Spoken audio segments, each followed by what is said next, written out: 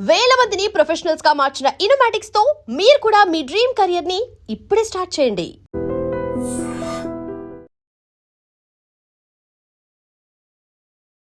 నమస్కారం, welcome to I dream. ధర్మ మార్గం విత్ విజిత కార్యక్రమానికి స్వాగతం.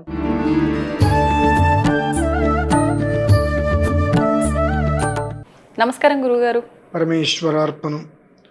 గురుగారు, అరుణాచలం గిరి ప్రదక్షిణ గురించి ఎక్కువగా నమ్ముతున్నారు ఈ మధ్యకాలంలో. అంటే మాకు వెళ్ళి గిరి ప్రదక్షిణ చేసి వచ్చిన తర్వాత మంచి జరిగింది అని ఒకరి ద్వారా ఒకరు విని భక్తుల రద్దీ కూడా పెరిగిపోయింది ఒక రకంగా చెప్పాలంటే.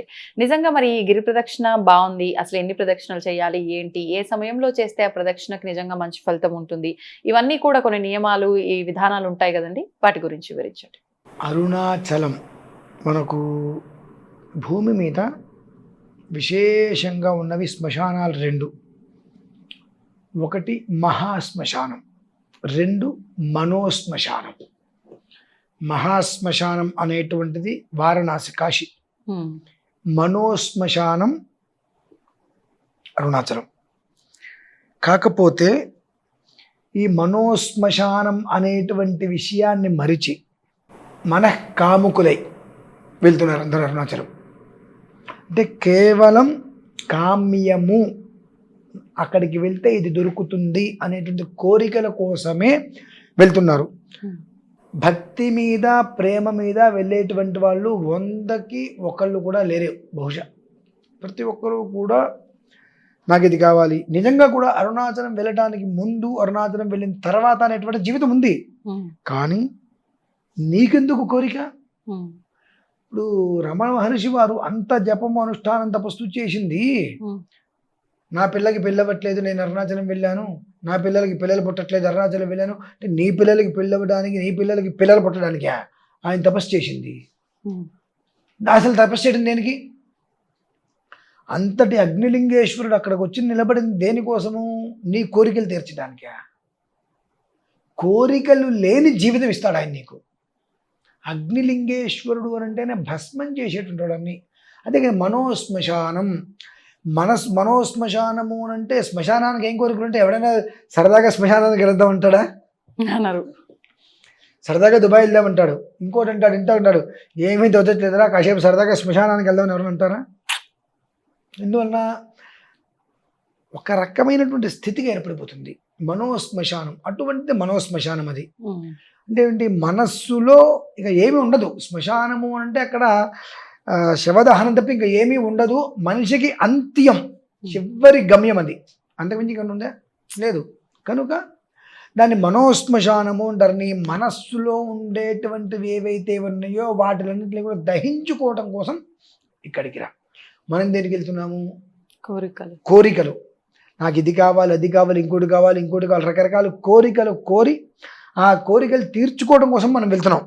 అది పాపమా పుణ్యమా అనేటువంటిది మనల్ని మనం ప్రశ్నించుకోవాలి. ఒకటి. రెండు, ఆయన ఎవరో చెప్పారు, ఈయన ఎవరో చెప్పారు అని చెప్పి పౌర్ణమి రోజు నాడే అందరూ గిరి ప్రదక్షిణ చేస్తున్నారు. ఎక్కడా లేని ఒక గొప్పతనం ఏం తెలుసండి? నీచాతి నీచమైన గొప్పతనం, దరిద్రమైన గొప్పతనం మన దగ్గరే ఉంది. ఏంటండి? అక్కడ కృష్ణుడు పాలు తాగుతున్నాడు అని అంటే ముందు 100 బిందెలు పాలు పోసేయాలి తీసుకెళ్ళిపోయి. అసలు ఏమిటి, ఎందుకు, అనవసరం. అంటే ఈ మాట ఎందుకున్నానంటే, పౌర్ణమి రోజు నాడు గిరి ప్రదక్షిణ చేస్తే ఫలితము అనగానే మొట్టమొదటిసారి గిరి ప్రదక్షిణము అగ్ని ప్రదక్షిణం, అగ్నిహోత్రంతో 4 లక్షల ఒత్తులతో నేను గిరి ప్రదక్షిణం చేశా. ఆ రోజు పౌర్ణమి అయింది. నేను అప్పుడు వెళ్ళా కాబట్టి నాకు తెలిసినది, నాకు తెలిసేది కాదు. ఉదయం నుంచి సాయంత్రం వరకు నార్మల్గానే ఉన్నారు జనాలు. సాయంత్రం 6:30 దాటి 7 అయ్యేటప్పటికి మీరు గుప్పెడు తీసుకుని ఇసుక పైకి ఇస్తే కిందకి రాలేదు ఇసుక. దగ్గర 10 లక్షల మంది అండి జనాలు ఉన్నారు. ఏదైనా కొంచెం తొక్కిసలాట జరిగితే పరిస్థితి ఏంటండి? అరుణాచలం చుట్టానికి వెళ్ళారు, తొక్కిసలాట జరిగింది, ఇంతమందికి ప్రాణ నష్టం కలిగింది, ఇది జరిగింది, అది జరిగిందని చెప్పి దేవుణ్ణి, ఆలయాన్ని, ఆ ప్రాంతాన్ని భ్రష్టత్వం చెందిస్తారు. మరి ఇక్కడ ఏమాత్రము కూడా విచక్షణ లేకుండా, అంటే పౌర్ణమి అంటేనే శివుడా? మిగిలిన రోజుల్లో శివుడు కదా? మరి మిగిలిన రోజుల్లో పిశాచమా? అంటే విశేషమైన రోజుల్లో అయితే ఇంకా మంచి ఫలితం అంటారు ఎవరికి కదా? విశేషం, ఉమ్, దేనికి విశేషం? శుభ నక్షత్రే శుభయోగే శుభకరణ ఏవంగున అని చెప్పి ప్రతిరోజు మనం చెప్పుకుంటున్నాంగా. ఈశ్వరుడికి ప్రతిరోజు అభిషేకం జరుగుతుందిగా, అది కదా విశేషం అంటే. పౌర్ణమి 10 లక్షల మంది వెళ్ళారు, దర్శనం చేసుకోగలుగుతున్నారా? గంటలు గంటలు గంటలు గంటలు 1.5 రోజులు కూడా క్యూలో నించున్న దాఖలాలు నాకు తెలుసు. అలా దర్శనం కాక తిరిగి బయటకు వచ్చేశారు. చివరికి అక్కడికి వెళ్ళంగానే మనం కళ్ళు మూసుకుంటే వాడు పక్కకి లాగేస్తాడు. ఇంకా ఎందుకయ్యా? విడి రోజుల్లో ఆయన మొహం చూసే వాళ్ళు ఎవరు లేదుగా. అప్పుడు వెళ్ళు, నువ్వు మాట్లాడు, నీతో పలకరిస్తారు, నేను మాట్లాడతాడు ఆయన. ఇంతమందులు నువ్వు వెళ్ళిపోయి అక్కడికి వెళ్ళిన తర్వాత ఏం చేస్తారు? రికమెండేషన్స్, వాళ్ళతో ఫోన్ చేసి దర్శనం. ఇంతోటి దానికి నువ్వు వెళ్ళటం దేనికి? అంటే ఒక దాన్ని పైకి తీసుకురావాలన్నా కిందకి తీసుకురావాలన్నా జనాలకి ఏమాత్రము కూడా విచక్షణ ఉండదు. ఇటువంటివి చేసి భక్తి అనేటువంటిది ఒకటి పెట్టి భగవంతుని మనిషికి దూరం చేస్తున్నారండి. భగవంతుని మనిషికి దూరం చేస్తున్నారు. కొన్నేళ్ల క్రితం పౌర్ణమి లేదు, ఏం లేదు, ఎప్పుడైనా స్వామివారి దర్శనం కలిగేది. ఇవాళ పౌర్ణమి రోజు మీరు వెళ్ళి దర్శనం చేసుకుని రాగలరా? అంటే కొన్ని ప్రత్యేకంగా పెట్టేసేసి భగవంతుని దూరం చేసేస్తున్నారు. వీటి రోజుల్లో వెళ్తే ఆయన దర్శనం చేసుకునే ఉపయోగం లేదేమో, పౌర్ణమి రోజే వెళ్ళాలేమో అనేటువంటి రకరకాలుగా పుర్రెకి ఒక బుద్ధి, పుర్రెకి ఒక బుద్ధి అనేటువంటివి దృష్టిలో ఉంచుకొని రకరకాల వ్యవహారాలు చేస్తున్నారట. ఇది ఎలా ఉంటుంది మీకు ఒక చిన్న కథలో చెప్పాలి అంటే, ఒక ఆయనకి నుదిటి మీద ఉండేటువంటి రాత ఏదైతే ఉంటుందో ఆ రాత తెలుసుకున్నటువంటి చదువుకున్నాడు. సరే అయిపోయింది. రోజు గంగకి వెళ్తున్నాడు, వస్తున్నాడు. ఒకరోజు గంగకి వెళ్తుండగా స్నానానికి కారికి ఒక పుర్రె తగిలింది. తీసి అవతల వారు పడైపోతే ఇలా చూశాడు, దాని నుదిటి ఏం రాసి ఉంది అని. ఆ మనిషి చనిపోయిన 500 సంవత్సరాల తర్వాత, ఇప్పుడు 500 years తర్వాత ఒక స్త్రీచే అవమానింపబడి మోక్షం పొందుతుంది అని. కొన్ని నిజాలు ఒప్పుకోవాలండి. ఇది జరగాలి అంటే జరిగితేనే ఆ యోగం ఉంటుంది.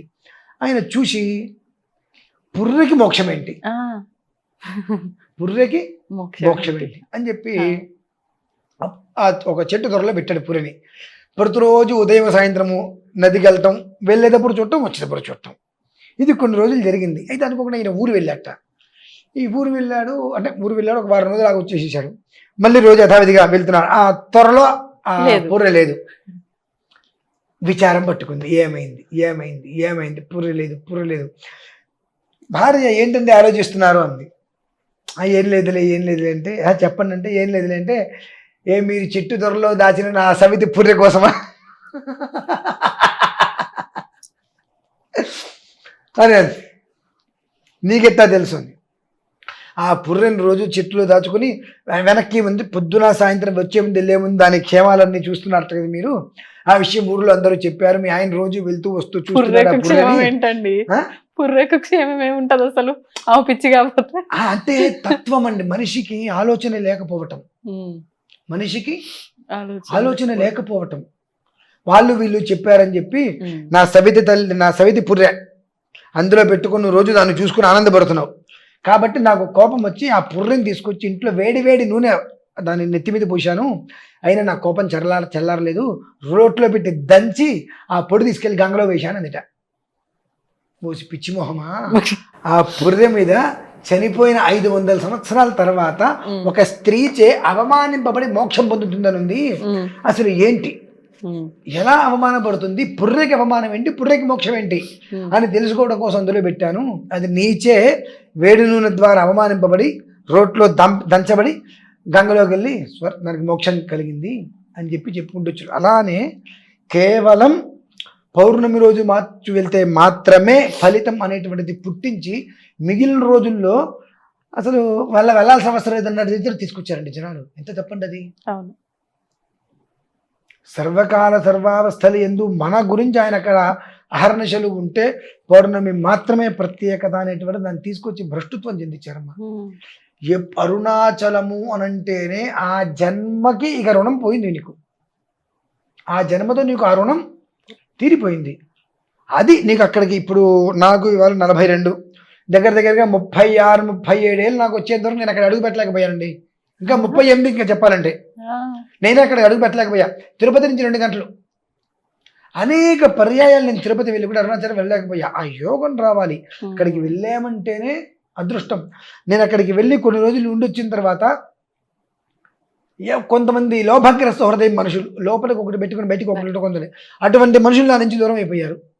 చాలా రిలాక్స్గా ఉన్నాను నేను. మరి అంటే మనం ఎప్పుడు వెళ్ళామనేటువంటిది కాదు, అక్కడికి వెళ్ళగలిగామా లేదా అనేటువంటిది చూసుకోవాలి. త్వరలో స్వామివారికి నేను మళ్ళీ ఒకసారి చక్కగా చేతిలో కుంభాన్ని తీసుకొని ఆ కుంభంతో కుంభ ప్రదక్షిణతోటి వెళ్ళాలని సంకల్పం అయితే ఉంది. అది త్వరలో మీకే చెప్తాను. ఇక్కడ అందరితోటి కలిసి ఆ కుంభ ప్రదక్షిణ చేద్దామనేటువంటిది కోరిక ఆయన ఎప్పుడు తీర్చుకుంటాడు. నిజంగా అంతేనా మన ఆలోచన మరి ఆయన అనుకుంటేనే అంతే, నెరవేరుతుంది. ఖచ్చితంగా. అది సంతోషం గురుగారు, ధన్యవాదాలు. రమేశ్వర దీన్ని తవ్వండి, తవ్వుతూనే శివలింగం. పరమాత్మకు జీవా సరే దాన్ని అట్లా కప్పేసేయండి, చూపించదండి. Krishna is there. మూర్తి పూజ కాదు, సాక్షాత్ బ్రజేంద్ర నందన భగవాన్ ఉన్నారు మూర్తిలో. ఏమీ ఆశించకుండా ఆరాధించే వాళ్ళు కూడా ఉన్నారా ప్రభుజీ? నిజమైన భక్తి అంటే మనకు తెలియదు కాబట్టి